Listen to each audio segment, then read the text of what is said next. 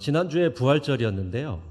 많은 사람들이 그냥 부활절은 그냥 부활절 그 주간으로 끝나는다고 생각하는 분들이 굉장히 많아요. 네, 그렇지 않습니다.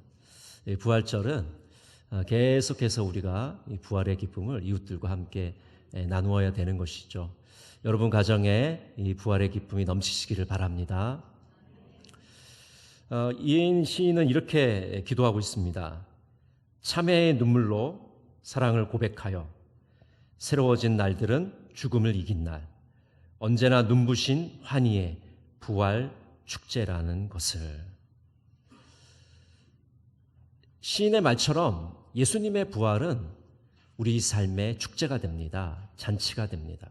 그래서 우리가 이 주일을 작은 부활절이라고 부르지 않습니까? 여러분, 이 주일은요, 예수님께서 부활하신 것을 축하하고 기뻐하는 그런 날입니다.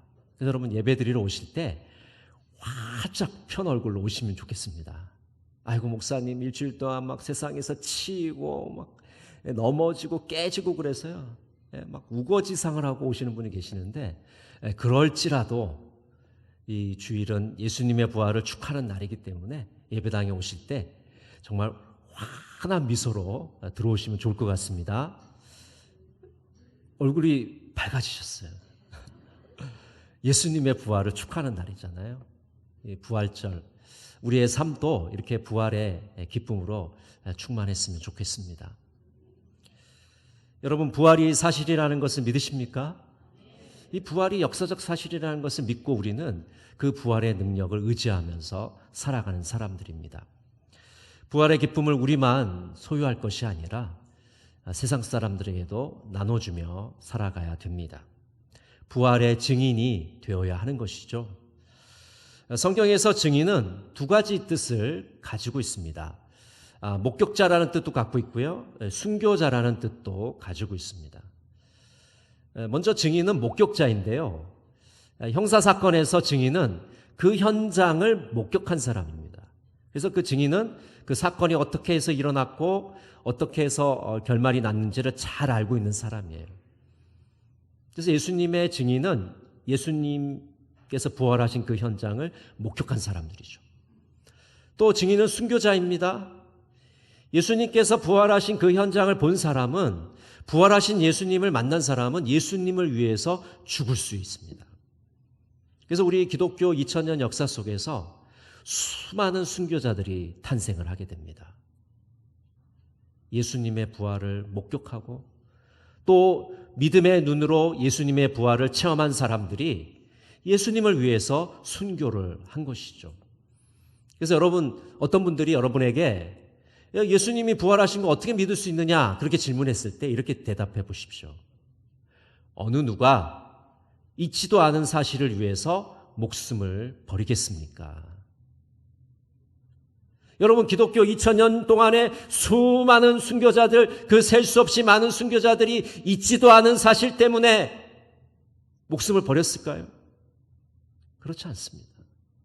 예수님의 부활이 역사적인 사건이고 예수님의 부활을, 예수님께서 이 부활을 확증하시기 때문에 수많은 순교자들이 나오게 된 것입니다. 우리도 마찬가지입니다. 우리도 그 목격자의 길, 순교자의 길을 걸어가는 부활의 증인들입니다. 여러분, 부활의 증인으로서 우리는 실생활 속에서, 우리의 삶 속에서 어떻게 구체적으로 증인답게 살아갈 수 있을까요? 오늘 그 대답이 15절에 나와 있습니다. 우리 같이 한번 읽어볼까요?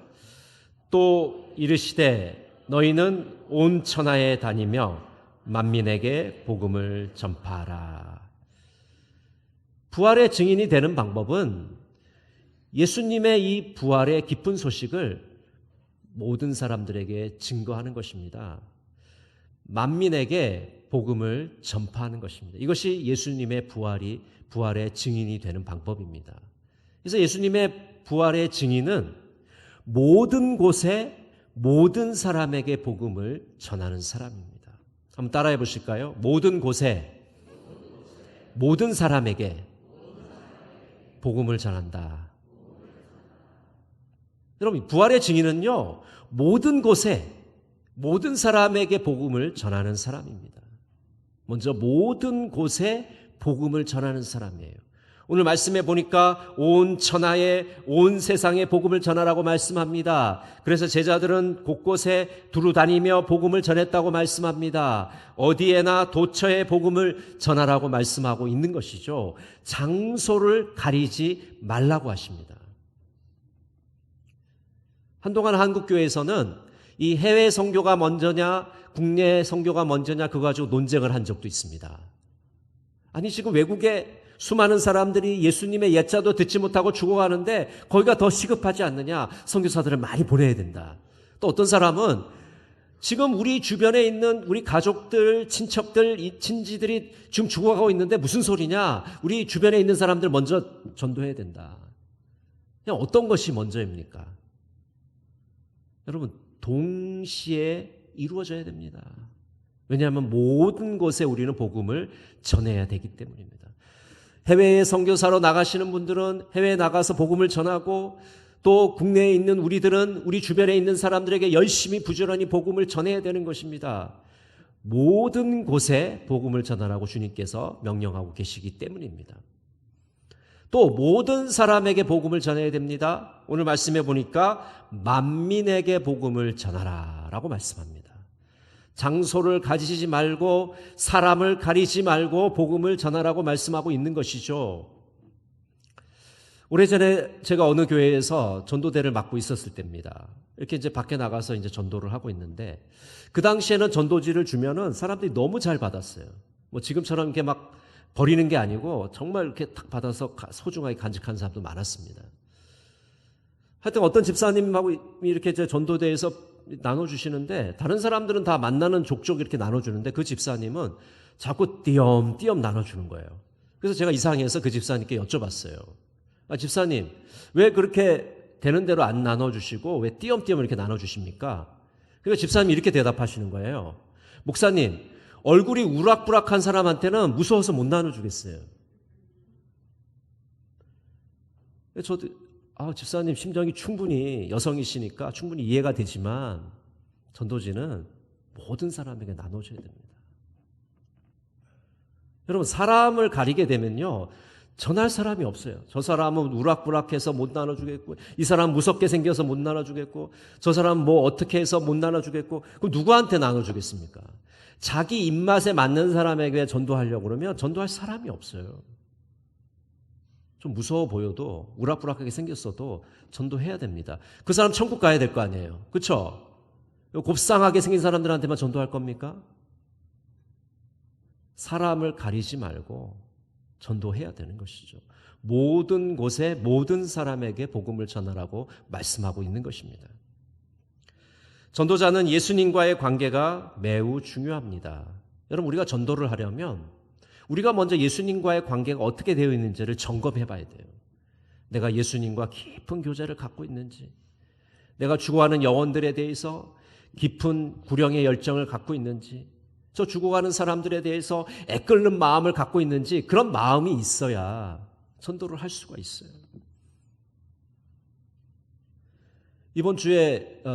저번 주에 목요일날 우리 전도대 이제 전도하면서 제가 용두산 공원에 오랜만에 가서 앉아 있는 분들한테 전도를 하는데 제가 목사라고 그러니까 그 앉은 분이 이렇게 얘기해요. 어떻게 목사님이 전도를 하십니까? 그래요. 저도 그 말 듣고 깜짝 놀랐어요. 목사는 전도하면 안 되나?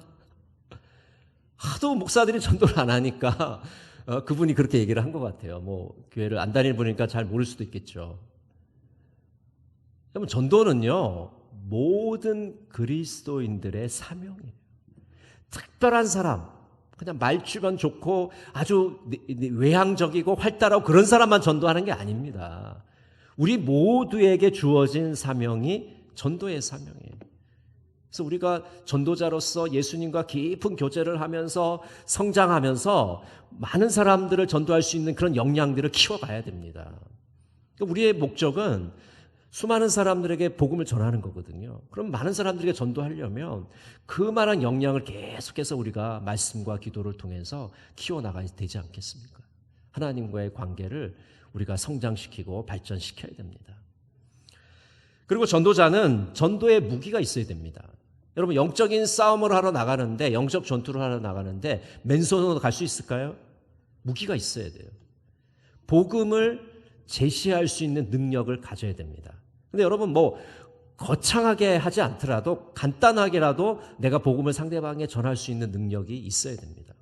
그래서 한국교회는 그런 이 복음 제시 방법들을 많이 개발했죠. 대표적으로 CCC에서는 사형리라는 것을 만들었고, 다리 예화라는 것도 있고, 또 하나님의 사랑 이야기라는 것도 있고, 또 전도 폭발이라는 것도 있습니다. 수많은 이 전도 방법들이 나와 있어요. 그래서 그 중에 나에게 가장 알맞는 것을 내가 장착하고 있어야 전도의 현장에 나가서 우리가 입술을 열 수가 있는 것이죠. 오래전에 우리 교회에서 초창기에 그 덕포라는 것을 훈련을 한 적이 있습니다. 이 덕포는 이 4개의 심볼을 가지고 전도하는 거예요. 한번 띄워주시겠습니까? 다 기억나시죠? 맨 첫 번째 거는 이제 하트인데요. 자, 이렇게 한번 해보세요. 하트. 그 다음 두 번째는 뭘까요? 나누기. 두 번째는 나누기입니다. 세 번째는 십자가. 네 번째는 물음표예요. 물음표. 다시 한번 해볼게요. 하트, 나누기, 십자가, 물음표. 네. 우리 4가지. 그럼 하트는 뭘 상징하느냐? 하트는 하나님은 당신을 사랑하십니다. 한번 해볼까요? 우리 하트 하시면서 하나님은 당신을 사랑하십니다. 나누기는 뭐죠? 사람은 하나님과 나누어졌습니다. 십자가는요, 예수님은 우리에게 모든 것을 주셨습니다. 물음표는요, 당신은 어떻게 하시겠습니까? 머릿속에 다 들어오셨죠? 우리 교인들은 워낙 IQ가 높으셔서 아마 다 외우셨을 거예요. 하나님은 당신을 사랑하십니다. 사람은 하나님과 나누어져 있습니다. 예수님이 우리에게 모든 것을 주셨습니다. 당신은 이제 어떻게 하시겠습니까? 이 4가지만 머릿속에 딱 넣어놓으면 누구를 만나든지 얘기할 수 있어요. 네? 하나님은 당신을 사랑하십니다. 이렇게 시작하시면 되잖아요. 요한복음 4장 16절을 우리 같이 한번 읽어볼까요? 하나님이 우리를 사랑하시는 사랑을 우리가 알고 믿었노니 하나님은 사랑이시라. 사랑 안에 거하는 자는 하나님 안에 거하고 하나님도 그의 안에 거하시느니라. 여러분, 성경은요, 하나님이 사랑이라고 말씀합니다. 사랑 그 자체라고 말씀합니다. 하나님은 오래전부터 우리를 사랑하고 계셨다고 말씀하고 있습니다. 우리가 아무런 것을 꾸미지 않아도 있는 그대로의 모습대로 아무 조건 없이 우리를 사랑하신다고 말씀하고 있는 것이죠. 하나님은 우리를 이렇게 사랑하고 계신데 우리는 왜 그 사랑을 알지 못할까요? 그것은 바로 사람이 하나님과 나누어져 있기 때문입니다. 로마서 3장 23절 같이 읽어볼까요? 모든 사람이 죄를 범하였음에 하나님의 영광에 이르지 못하더니. 사람은 죄로 인해서 하나님과 나누어져 있습니다. 여러분, 죄는 무엇입니까? 하나님 말씀에 순종하지 않는 거예요. 하나님을 믿지 않는 거예요. 불순종과 불신앙이 죄입니다. 이 죄 때문에 우리는 하나님과 단절되어 있고 다른 사람들과 관계가 깨어져 있습니다. 여러분, 이 하나님과 단절되어 있고 다른 사람들하고 나누어져 있는 이 관계를 어떻게 우리는 회복할 수가 있을까요? 바로 십자가가 그 정답인 것이죠. 예수님께서 우리에게 모든 것을 주셨기 때문입니다. 요한복음 3장 16절을 같이 읽어볼까요? 하나님이 세상을 이처럼 사랑하사 독생자를 주셨으니 이는 그를 믿는 자마다 멸망하지 않고 영생을 얻게 하려 하심이라. 여러분, 우리는 죄 문제를 해결할 수가 없어요. 그 죄 문제를 해결할 수 있는 유일한 분은 십자가에서 죽으신 예수 그리스도 뿐이십니다. 그 예수님이 보혈을 흘려 주셨기에 우리는 영생의 선물을 받고 영원한 생명 속에 거하게 되는 것이죠. 구원을 받게 된 것입니다. 그런데 여러분, 우리가 이 사실을 아는 것만으로 충분하지가 않습니다. 예수님이 나의 구원자시라는 것을 개인적으로 믿고 받아들여야 됩니다. 인격적인 예수 그리스도를 만나야 됩니다. 예수님을 내 마음속에 모셔드릴 때 비로소 우리는 구원이 우리의 것이 되는 것입니다. 하나님께서 우리에게 영생의 선물을 주시기를 원합니다. 구원의 선물을 주시기를 원합니다. 그러면 믿음의 손으로 우리는 그것을 받을 때 구원함을 받을 수가 있는 것입니다. 요한복음 1장 12절을 우리 같이 읽어볼까요? 영접하는 자 곧 그 이름을 믿는 자들에게는 하나님의 자녀가 되는 권세를 주셨으니. 당신은 어떻게 하시겠습니까? 이제 예수를 믿고 예수님을 마음속에 영접하고 하나님의 자녀가 되기를 원합니다. 여러분, 우리가 예수를 믿고 주님 앞에 나아가게 되면, 주님을 나의 구원자로 받아들이게 되면 우리는 하나님의 아들과 딸이 되는 것입니다. 하나님의 자녀가 되는 권세를 누릴 수 있게 되는 것입니다. 그래서 바로 지금 이 순간에 예수 그리스도를 내 마음속에 모셔드려야 됩니다. 주님을 나의 구원자로 영접해야 됩니다. 이렇게 마음속에 모셔드리기를 원하는 분에게 우리는 영접 기도를 할 수 있겠죠. 우리 천천히 한번 같이 해볼까요? 예수님, 저를 사랑해 주셔서 감사합니다. 또한 십자가에서 죽으시고 내 죄의 대가를 치러주시니 감사합니다. 저는 이제 그 사실을 믿고 마음의 문을 열어 예수님을 나의 구원자로 받아들이려 합니다. 저의 삶에 들어와 주시고 당신의 사랑을 더 알아가도록 도와주세요. 예수님의 이름으로 기도합니다. 아멘. 여러분, 어렵습니까? 쉽죠? 하나님은 당신을 사랑하십니다. 사람은 하나님과 나누어졌습니다. 예수님은 우리 모두에게 그것을 주셨습니다. 예수님은 우리에게 구원을 주셨습니다. 당신은 이제 어떻게 하시겠습니까? 여러분, 이 전도의 무기를 장착하십시오. 그러면 우리는 모든 곳에 가서 모든 사람에게 복음을 증거할 수가 있습니다.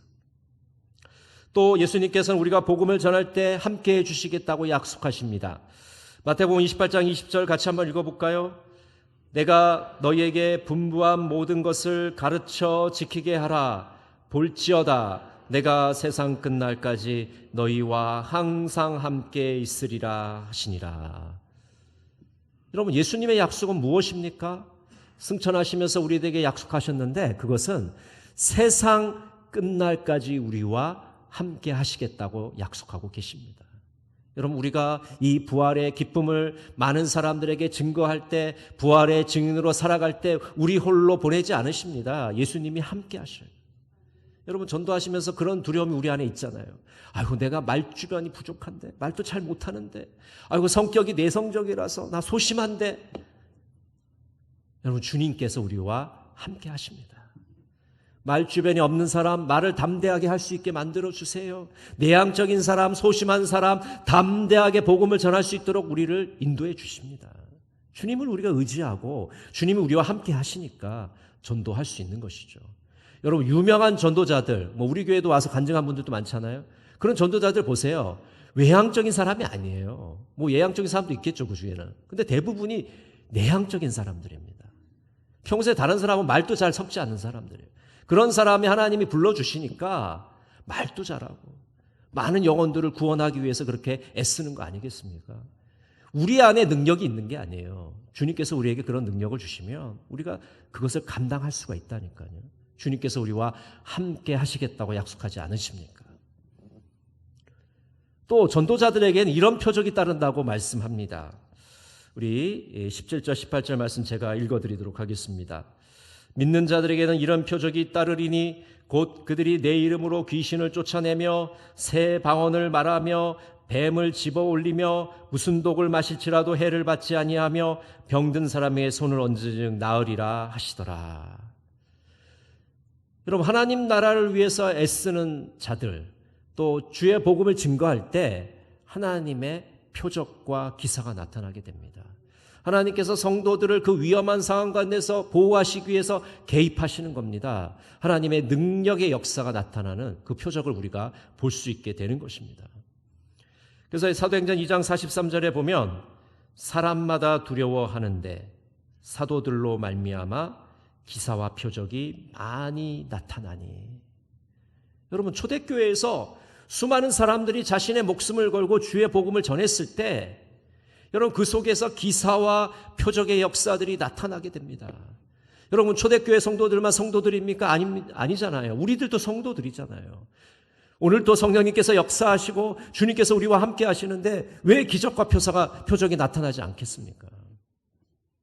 초대교회에 일어났던 그 역사가 오늘날에도 일어날 수가 있는 것이죠. 어떤 역사 일어났습니까? 귀신이 쫓겨나가는, 귀신이 물러가는 역사 일어나지 않았습니까? 새 방언을 말하는 역사가 일어나게 됩니다. 외국어를 한마디도 배우지 않았는데 하나님이 방언을 주셔서 외국 사람들이 알아듣고 예수 그리스도에게 돌아오는 역사들이 일어나잖아요. 저도 이런 체험을 한 적이 있어요. 아주 오래전인데 이분은 외국어를 일절 하지도 못하는 분인데 방언을 하면서 외국어를 하시더라고요. 그러면서 이제 그 방언을 통해서 사람들에게 말씀을 전하는 것을 본 적이 있습니다. 하나님이 하시면 뭐 중국어 한마디 안 해도 중국어 방언 할 수 있는 거예요. 그거는 하나님이 어떻게 하시느냐에 달라지는 것이 아니겠습니까? 하나님이 역사하면 놀라운 표적들이 우리 안에 나타나게 되죠. 오늘 본문에 보면 이 두 가지 우리가 좀 뭐라 그럴까요? 좀 어색하다고 그럴까요? 좀 낯선 두 가지 표적들이 나타나죠. 하나는 뱀을 집어올리는 표적과 독을 마시는 표적입니다. 이 뱀을 집어올리는 이 표적은 우리가 사도행전 28장 3절과 5절 말씀을 먼저 좀 읽어봐야 될 것 같습니다. 바울이 나무 한 묶음을 거두어 불에 넣으니 뜨거움으로 말미암아 독사가 나와 그 손을 물고 있는지라. 바울이 그 짐승을 불에 던져 떨어버림에 조금도 상함이 없더라. 여러분, 이 기사는 사도 바울이 이제 로마 황제에게 재판을 받기 위해서 이제 배를 타고 지중해를 건너가다가 폭풍우를 만나게 되죠. 이 죄수들을 이제 태운 배가 난파를 당하게 됩니다. 멜리데 섬이라는 섬에 이제 걸치게 되는데 그 멜리데 섬에 가니까 원주민들이 이제 이 난파당한 사람들을 이렇게 따뜻하게 맞아줘요. 그래서 이제 불을 피우게 되는데 그 불 속에 독사 한 마리가 있었습니다. 근데 사도 바울이 나뭇가지 딱 넣으니까 독사가 튀어나오면서 사도 바울의 손을 물은 거예요. 여러분, 독사에게 물리면 어떻게 될까요? 죽죠. 즉사입니다. 독사는 즉사입니다. 근데 원주민이 바울이 죽을 줄 알고 가만히 지켜봤는데 죽지를 않는 거예요. 아무 상함이 없는 거예요. 원주민이 깜짝 놀라게 되는 것이죠. 이런 것이 바로 표적의 역사입니다. 그러니까 뱀에 물렸을 때 죽지 않는 것, 독을 마셨는데 해를 받지 않는 것은 하나님의 특별한 역사입니다. 우리가 복음을 전하고 하나님 나라를 위해서 애쓸 때 하나님께서 특별히 우리에게 개입해 주시고 간섭해 주시는 역사입니다. 근데 여러분, 만약 우리가 일상적인 상황 속에서 이렇게 한다고 생각을 해보세요. 예수 믿는 사람들은 뱀을 집어도 아무런 상함이 없고 독을 마셔도 괜찮구나. 그래서 진짜 뱀에가 손을 넣고 독을 마신다고 생각해 보세요. 여러분, 결과가 어떻게 될까요? 죽겠죠? 제가 확신합니다. 100% 죽습니다. 여러분, 이 성경의 표적은 하나님을 시험하라고 주신 표적이 아니에요. 표적은 하나님의 역사입니다. 우리가 하나님 나라를 위해서 목숨을 걸고 복음을 전하는 사람들을 하나님이 보호하시고 특별히 역사하시는 거예요. 그러니까 사도 바울이 아무 문제가 없었잖아요. 초대교회 교인들이 담대하게 복음을 전했잖아요.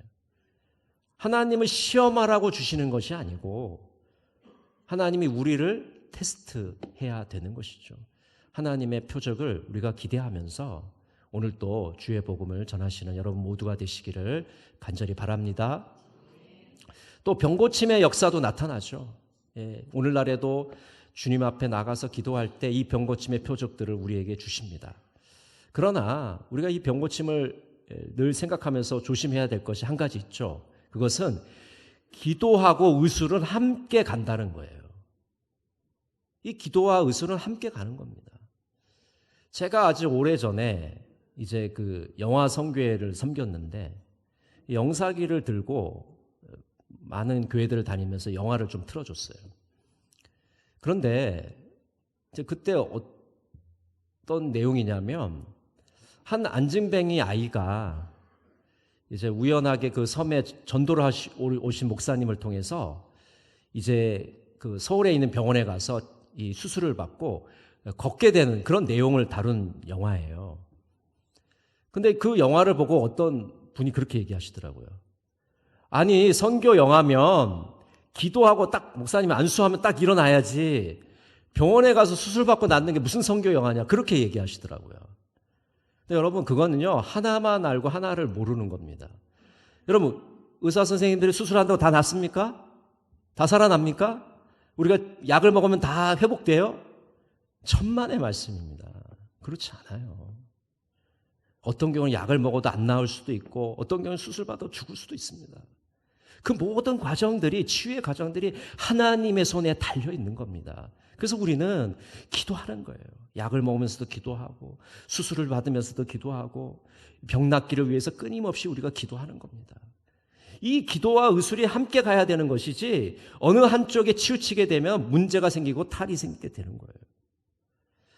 오래전에 이 TV에서 어떤 이 추적 프로그램을 방송했냐면 어떤 한 가정인데 아이가 암에 걸려가지고 이렇게 배가 이렇게 복수가 차 있는 그런 상황이에요. 그래서 그 PD가 이제 그 아버지한테 이렇게 인터뷰를 합니다. 아니, 애가 이 정도 됐는데 왜 병원에 데려가질 않느냐.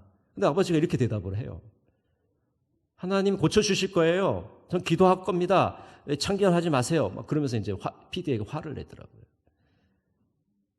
여러분, 암에 걸리면 치료 받아야 돼요. 병원에 가서.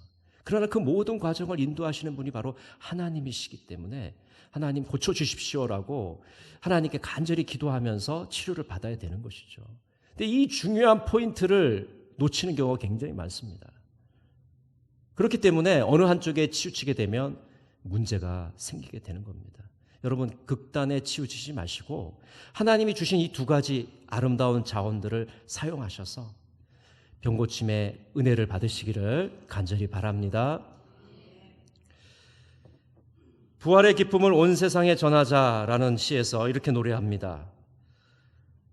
어둠을 뚫고 빛이 솟아오르고 찬란한 새벽이 밝아오는구나. 죽음의 굴레 벗어던져 부활의 승리 노래 부르네. 부활의 기쁨 온 세상에 전하자. 사랑의 찬가 높이 울리자. 고난과 슬픔 씻어내고 새로운 삶을 시작하자. 여러분, 부활의 기쁨이 우리들만의 기쁨이 되어서는 안 됩니다. 우리들만의 잔치가 되어서는 안 됩니다. 이 부활의 기쁨을 믿지 않는 모든 분들과 나누어야 됩니다. 온 세상에 함께 나누어야 되는 것입니다. 그래서 예수님께서 우리를 부활의 증인으로 불러주셨습니다. 모든 곳에 모든 사람에게 복음을 전하라고 우리를 불러주셨습니다. 이번 한 주간도 부활의 증인이 되어서 많은 사람들에게 부활의 기쁜 소식을 전하시는 여러분 모두가 되시기를 간절히 바랍니다. 기도하겠습니다. 할렐루야. 사망 권세 이기시고 사신 주님을 찬양합니다. 부활의 기쁨이 온 누리에 널리 퍼지게 하옵소서. 우리 모두가 부활의 증인되어서 복음을 전하는 자들이 되게 하여 주시옵소서. 예수님의 이름으로 기도드립니다. 아멘.